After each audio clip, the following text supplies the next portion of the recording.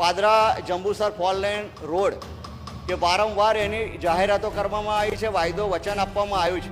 2017માં તો એવું પણ કહેવામાં આવ્યું કે 100 કરોડના ખર્ચે Padra Jambusar four lane road બની જશે, સર્વે ચાલે છે.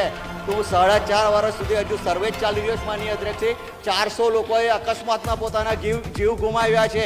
કોઈ પરિવારે પોતાનો ભાઈ ગુમાવ્યો છે, કોઈ પરિવારે પોતાના પિતા ગુમાવ્યા છે, કોઈ મા બહેન ગુમાવ્યા છે. માનનીય અધ્યક્ષજી, 852 અકસ્માતો આ રોડ પર થયા છે. માનનીય અધ્યક્ષજી, હજુ સુધી ક્યાંક કેટલી રાહ જોઈ છે માનનીય અધ્યક્ષજી આ સરકારશ્રીને.